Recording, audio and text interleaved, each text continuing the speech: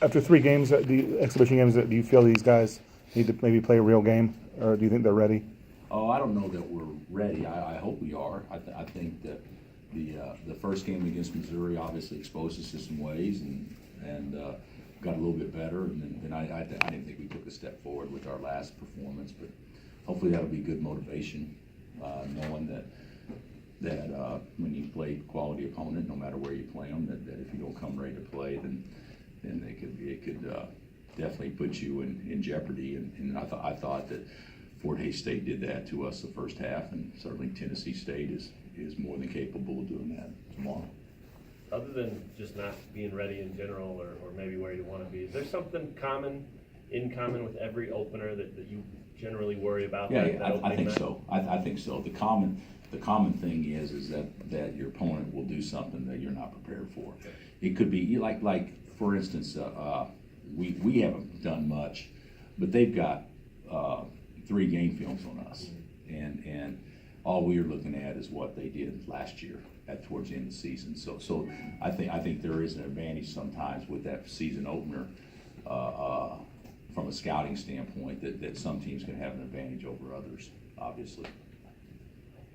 Along those lines, Bill, what do you know about Tennessee State, and have you met Coach Ford before? Oh yeah, I don't know him well, but I've seen him around. You know, he's a well respected in our profession. He's done great, you know, being a head coach. I think he's been a head coach now 3 or 4 years, if I'm not mistaken. But you know, he was at Wichita State for a short stint. Was at Chipola and certainly at Illinois State, and he's done a really nice job. Last year their team was good. I believe they won 17 or 18 last year, and this year they're picked to finish 4th in their league in the Valley. So you know, they're more than capable of doing well. They lost their 2 leading scorers from last year, so you know that they're, you know, kind of, you know, like us. Although they have some experience back, you know, they've got guys guys will have different roles this year with the returning guys, which is, you know, much like us as well. So there's a lot of unknown, but a lot of positives for them. You mentioned hoping to get the attention of your guys based on the other night, maybe Speed and Malik especially. Happened yesterday? Or were they... Yeah, well, yesterday was, you know, so much when something happens, a lot of times people think that there should be immediate results. But yesterday we practiced yesterday. It was more of a walk-through control practice. We'll practice for real today. But yeah, those guys' attitudes are great. I just want them to be more aggressive. I mean, it's not that complicated to me. If you're going to make a mistake, at least make it going full speed. You know, when you try not to screw up, that's when you always screw up the most. And we just need those guys more aggressive, playing with more reckless abandon. Coach, does it make it easier to focus youngsters? It's not like you got a bunch of 5th-year seniors who've been through the mill. Is it easier to get a youngster's attention when you have a team like a Kentucky or a team like Missouri on your early season schedule? I think it's easier to get their attention leading up until, you know, 3 weeks prior, 2 weeks prior, 1 week prior. I do think that's easier, but the whole thing is, you know, you can't look ahead. I mean, people naturally do that, but players shouldn't and coaches shouldn't. And you know, if we're going to have success playing anyone next Tuesday, playing Kentucky next Tuesday, the best way to have success is have some momentum moving forward by playing well on Friday. And so you can't, you got to focus in on the next one or whatever. And certainly this one, that shouldn't be a problem because it's the first one. Everybody should be jacked and excited about playing. But still, though, you know, you can be exposed very easily if they do things that you haven't really prepared for. And it's hard to have everything in. I mean, it's hard to have everything in this early. Is there a benefit playing in the package play to do for Kentucky this early in the season? And like you say, you know, no one's really all that good coming into the start of the season when you play these guys right at the get-go. Is there a benefit for you guys? Well, I think the biggest benefit is the things you can talk about in practice to you know, get guys to understand. If we don't get better at these things, then we could get exposed really bad, which has happened with us. I've forgotten about it, but I think that they beat us pretty bad in the Champions Classic about 3 years ago. So I think, I can't really remember, but they hammered us. And I think that teams had a false sense that we were ready to play that game, and obviously we weren't.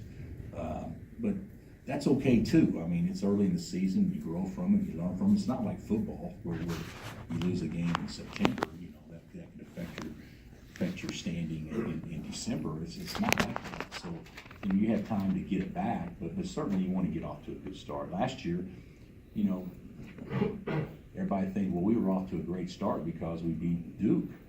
Well, but we also lost to Indiana, you know, so you know, going 1-1, that wasn't the worst thing that happened, but certainly, you know, we want to obviously do better than that. The one thing I've learned, you know, we haven't done, you know, I don't want to talk about the Champions Classic, and I know that's not the reason for this, but we haven't done particularly well in that. I mean, those are hard games, and they haven't, they whether you win them or whether you haven't won them, the purpose of those games are to prepare you to be better moving forward, and you can get exposed and know more about who you are, and certainly that's been the case with us and probably with those teams as well.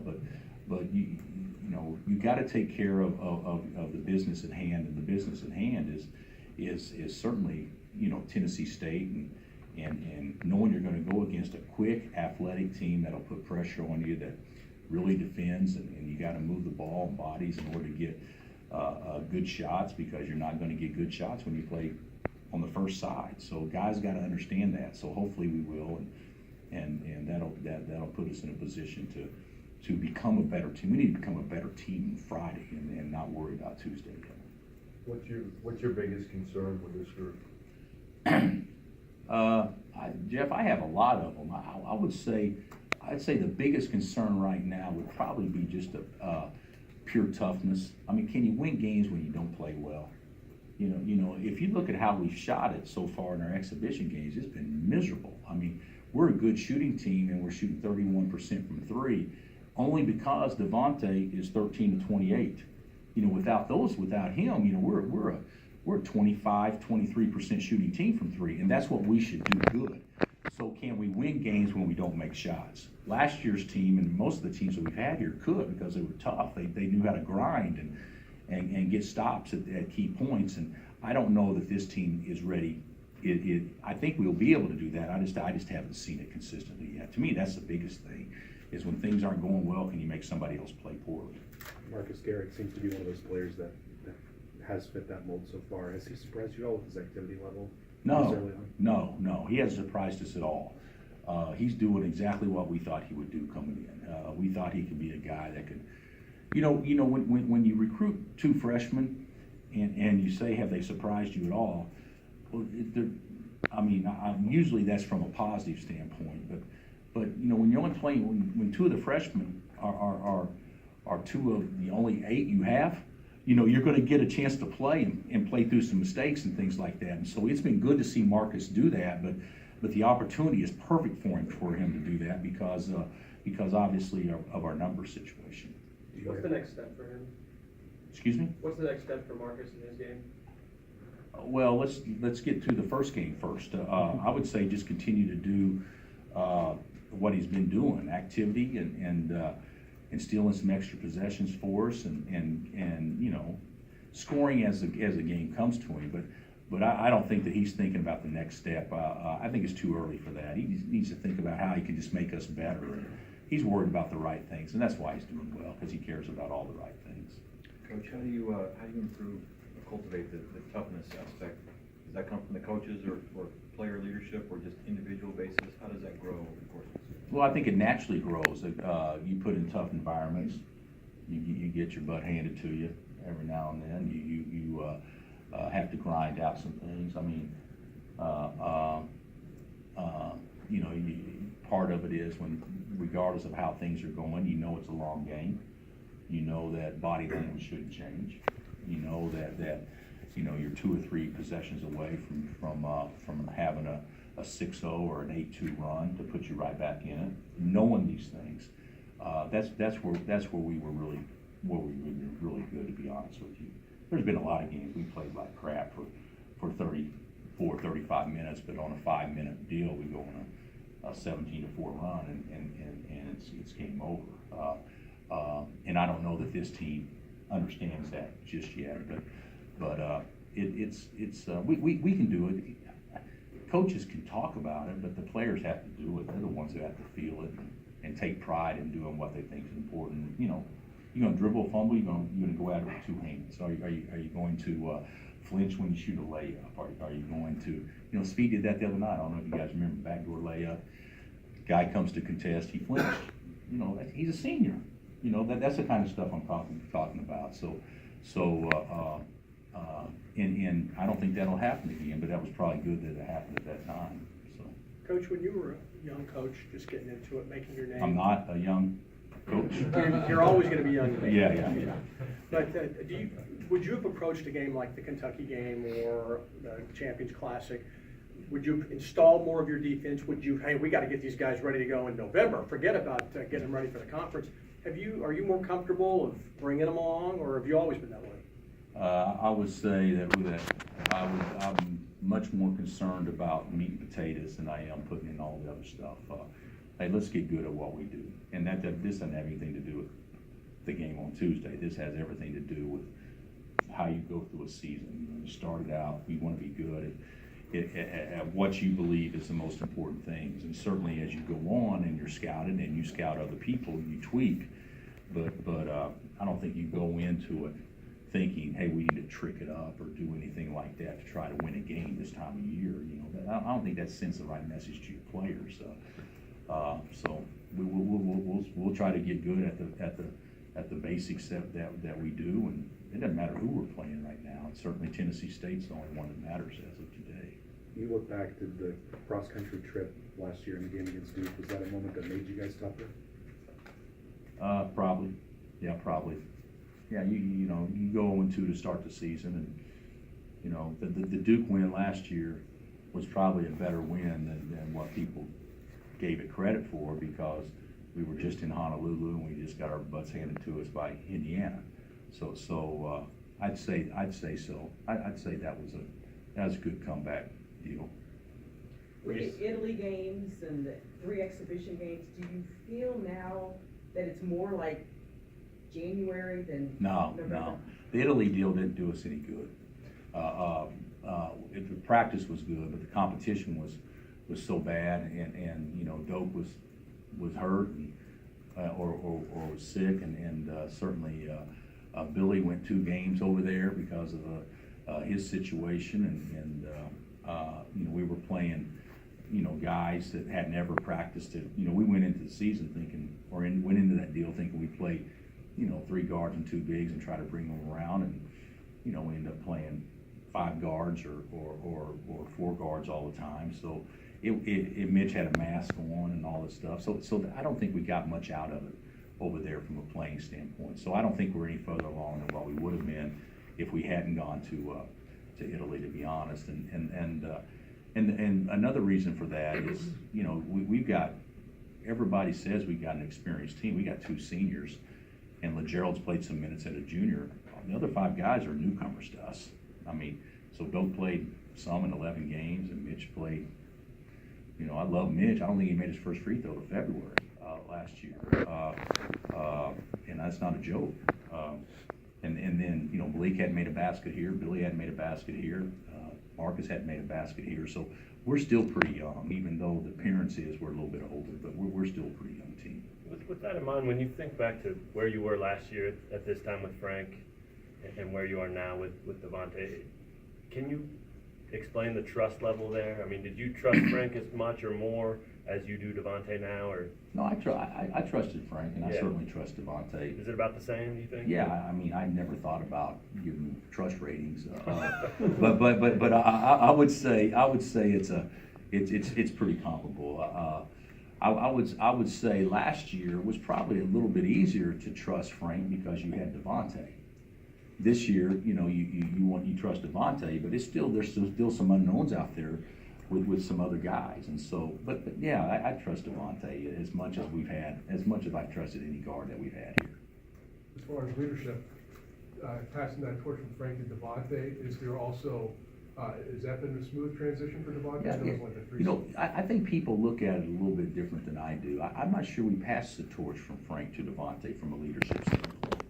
I think we passed the keys to him. But I think that Devontae's always been a great leader. I think potentially he's as good a leader as we've had because people respect his talent, they respect his work ethic, he's got personality, and he can talk. And if you go back and you look at Frank, everybody respected his talent, everybody respected his toughness, but hey, that dude never said anything. So I think it was I really think that Devontae has the potential to be as good a leader as we've had. So. Would you say this year's front court is one of the most exciting you've had in recent years? You run that by me again. In English, please. No, Would you say this year's front court is one of the most exciting you've had in recent years? What? Front court. Front court, okay. Okay. No problem, buddy. Would I say that this front court's one of the most exciting we've had in years? Yeah. You know what, you go back and I would say in the last couple of years, Landon and Doak and Carlton and Josh, to me, that's some things to be excited about, going into the season last year. But, it wasn't that long ago that Joel Embiid couldn't start here. You had Perry Ellis and Tariq Black, so at least for a couple of games. And so I don't compare this front court with those at all as far as, there was a time front court wise that, Cole was a lottery pick, and he started with Marcus, that was a lottery pick, and he was backed up by Markeith, that was a lottery pick, and he was backed up by Thomas Robinson, who was a lottery pick, who was backed up by Jeff Withey, who was in the league. I mean, that was our front court. So I can't say that this front court has me excited like, those have, but I can say if Doak plays to his ability and if Billy comes on and those sorts of things, if Mitch can give us some solid minutes, and I think it can be a very good front court. But we've had some really good front courts here. Hey, Bill, with conditioning, you guys were good at it last year, and it seemed like you're pretty good at it this year. Do you think your foreguard look, just the way you guys move, just kind of naturally leads to that? Yeah, I've said that a lot. That we can get kind of stagnant sometimes, but the way that we've tried to practice playing four guards, I think has been really good for our conditioning. Because I think there's more movement with those guys cutting than there is in the other stuff that we do, which I do think it helps conditioning. Does it help in close games too, I guess, when that's conditioning wise? Maybe, I don't know. Yeah, maybe. I thought last year we were we're not well conditioned yet, like we will be or should be. But I do think last year we were a pretty well conditioned team. I do. The times when you have Devontae out of the game, getting a breather, how concerned are you with the ability to get into your sets? We haven't run any sets yet, but that's a great question too, because Malik could initiate. I think LeGerald's probably the best equipped to initiate, and so. But I think it'll just work out a lot better if Devontae doesn't foul and if he doesn't get tired. I think that will probably be the thing that gives me the most confidence.